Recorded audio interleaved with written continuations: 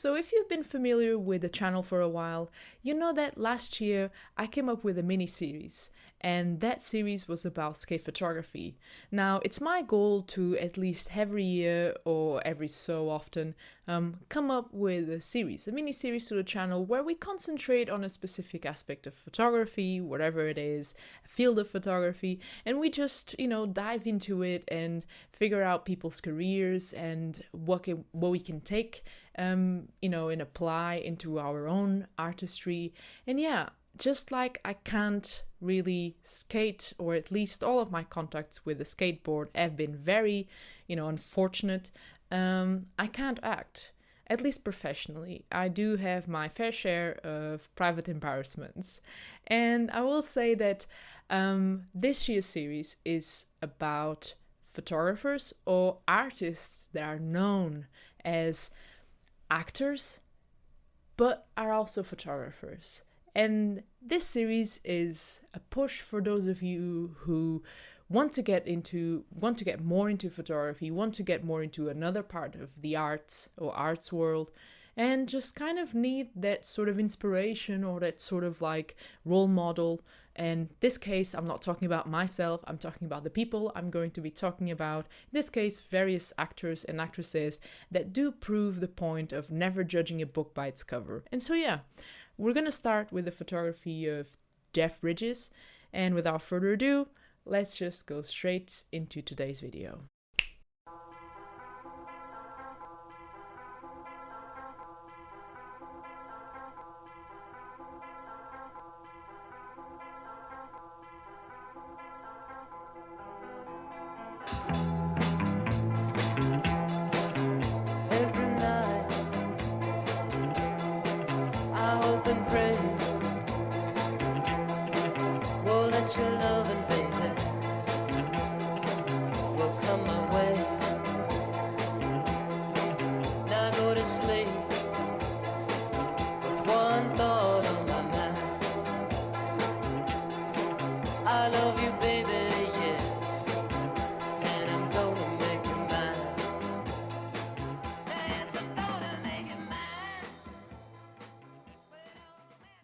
I've been taking pictures and making movies for the most of my life. I started taking pictures in high school. I set up a darkroom and would lose track of time, developing and printing for hours and hours, listening to FM radio in the red safe light. I must say, I never really enjoyed developing negatives. It's probably the most important part of the whole process, but what I loved was the printing. Watching those images come out of the soup. Seeing that proof sheet of those pictures I'd taken weeks before and forgotten all about. That's what I loved. To this day, looking at a proof sheet for the first time, it's like opening a Christmas present that I've given to myself. And Jeff Bridges, who you might be familiar with because he played a dude in The Big Lebowski, or Marshall Cockburn in the remake of True Grit, he photographed with a Widelux camera. And even though we started back in the high school days, and he did have some experience with his camera back in high school, he kind of stopped or left it behind because his career as an actor took off, and he took a lot of his time, and there were a lot of things that he just got involved with, and all changed in 1976.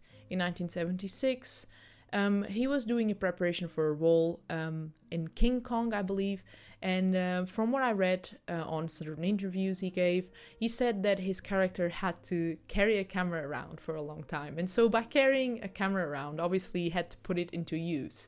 And so that kind of like led to a rebirth of his, desire for photography and to take photography more seriously. And after that, I believe that his wife gave him a camera, a Widelux camera, and he started taking the camera with him to sets pretty much everywhere, but mostly sets. And his photography is very interesting because it gives you a glimpse of, the world that he lives in, and a very panoramic glimpse, I'll put it this way. As he explains in his website and interviews, his Widelux camera is a 35mm version, which has a 28mm lens that pans nearly 180 degrees. And instead of a traditional shutter, it has a slit that as the lens pans, it exposes the film. And because of this panning lens, it's possible to move the subject quickly, beating the speed of the lens, which in itself creates a sense of double exposure, almost to a point where the subject can appear twice in different sides of the same frame. And Jeff Bridges uses this to create what he calls theatrical masks of tragedy and comedy, by asking the people he photographs to run from one point to the other so that they can appear twice in the photo with different expressions. So what we have is mostly wide format images that are heavy on detail, since it captures much more than a lot of cameras, and this allows for more depth of field and for various elements to come into play from background to foreground or vice versa. And as Jeff Bridges points out, this format resembles the 70mm motion picture. So there's this idea of bridge between this world of epic filmmaking and the world of the documentary photography with wide format images. And if you're not familiar with the 70mm format, in the world of filmmaking, we kind of like associate this with epic films.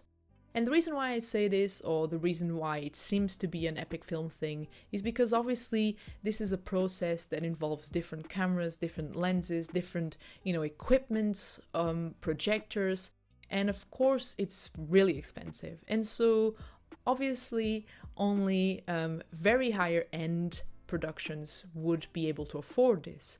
And in the 60s and 70s, there were a lot of films that, kind of like use this process. And for instance, we're talking about films like Lawrence of Arabia, Cleopatra, and more recently, a film by Quentin Tarantino, The Eightful Eight, was also shot and exhibited in 70mm format.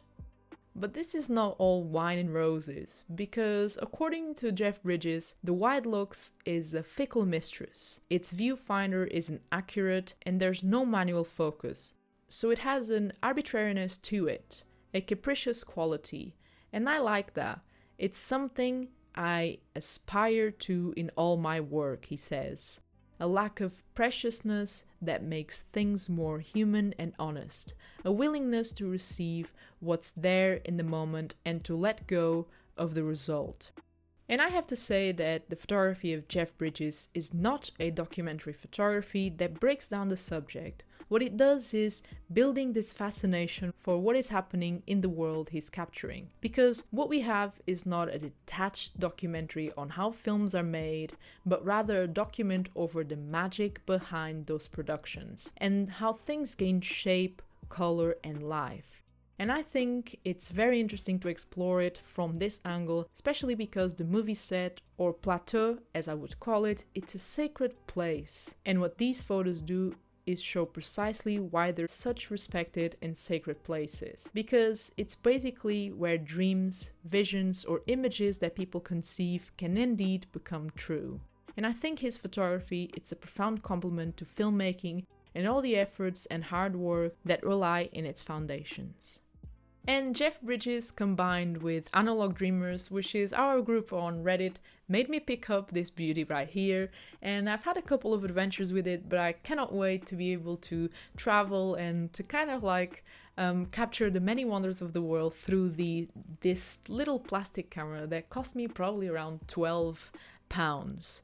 And I guess that's the beauty of sharing photography with others and making photography videos, is that in the exact same day that I was working on this video, as in the writing of this video, I saw on the group that somebody had picked up this camera, and I thought, I think the universe is aligning and telling me that I need to pick up a panoramic camera, because I mean, who knows?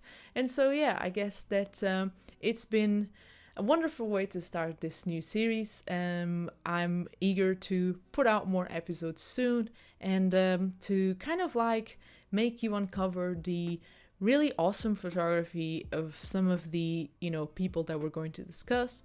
But I'm not going to say who they are because, that will spoil the whole thing. And so yeah, I hope you enjoyed this episode. Stay tuned for more. Keep shooting film, and I'll see you here for another video very soon. Peace.